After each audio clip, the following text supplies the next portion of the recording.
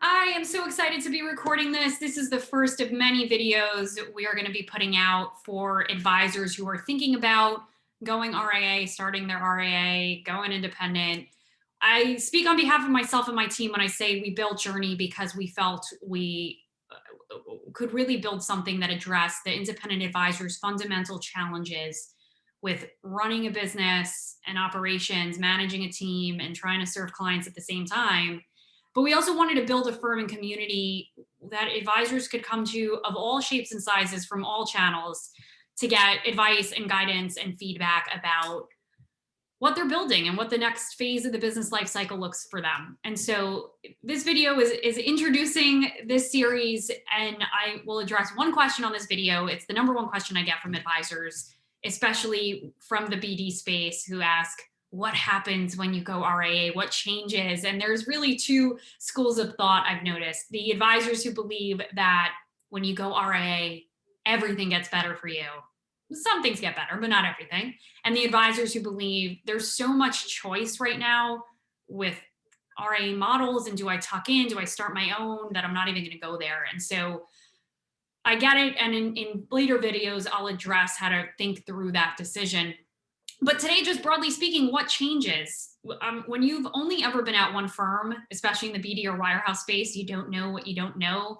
In many cases, you have tech that's either proprietary, so it's been built by someone somewhere in the BD, and folks just can't let go of those systems, or you have access to great, robust platforms that have been really watered down with no bells and whistles because your firm has to manage compliance and risk, which of course they have to do.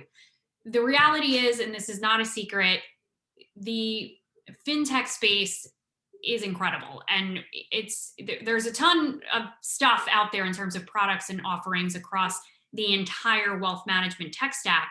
But the innovations and advancements that exist in that space, in what I would consider to be the open market, are superior than what exists internally at most firms, from a couple standpoints: user experience, the ability to give clients the experience that they would get with, God, I don't want to say Robinhood, but opening an account quickly, having access to everything, being able to see live updates on things on an app or on their phone, the ability to have that tech also be updated and evolve on an ongoing basis and get access to those new iterations of tech. Obviously that's easier in the RIA space.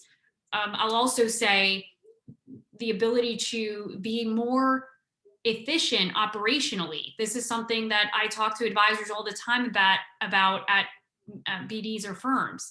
The ability to take advantage of what tech can do in terms of trading, managing models. I've said this before: you cannot truly build a scalable business if you haven't institutionalized investment management. The tech that exists externally enables you to do that.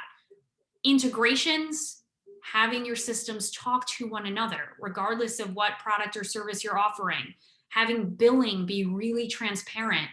That's what you get by going outside of your BD in many cases. Not in all cases, I'm generalizing, of course, but being able to see and understand the economics of your business. What revenue am I generating? What do households generate in revenue, et cetera, et cetera? All that you can have access to externally. The other thing that changes is just marketing, being able to talk to the client the way you want to talk to them and not have to go through a million different hoops and only use one specific compliance approved system to send out a message. That changes. You have access to tons of different platforms, fintech marketing companies and apps and all sorts of things that you can use. One misconception, though, is that you're free from compliance. That is not true. You're not. If you're a pure RIA, you're not regulated by FINRA, and you, of course, don't have to submit things through a portal like maybe you do internally now. Although that isn't true at every RIA, but for most of them, yes. The truth is, you're still have a compliance officer and a compliance firm that you'd be partnered with. You're going to be working within a closed system or site, if you will, so that everything that you do can get monitored and make sure that everyone's doing everything ethically in the way they should be doing it. But the experience of having to wait multiple days to get something approved, like that stuff for the most part goes away. The one thing I will say is that, oh, another important distinction, when you're external, your ability to charge fees for advice, subscription fees, get paid on that business and service easily, charge fees for planning. You have a tremendous amount of flexibility in how you charge, what you charge for, etc. There are a ton of great systems and tools that integrate that enable you to also get paid on that business and have that all funnel up to one household. Major pain points I know for advisors and broker dealers. Two major distinctions that I hear, and misconceptions rather. Not every RIA is just fee only. Some RIAs say they're fee only, but that's not necessarily true. Some RIAs are affiliated with broker dealers that so enable you to continue to do, brokerage business if you have to, or insurance business if the firm is affiliated with a BGA of some sort or an insurance entity. So not every RIA is purely RIA only, fee only rather. The other misconception I'd say is that from RIA to RIA, the offering and tech is different. That's not entirely true. Most RIAs that are showing you their white label tech stack are leveraging a fintech platform of some kind. Most RIAs have essentially the same tech. There may be some different providers, but the tech stack is no longer a differentiator in the RIA space from RIA to RIA, although when compared to the BD world, obviously major differentiator. Okay, so those are just some thoughts to get you started and get the wheel spinning.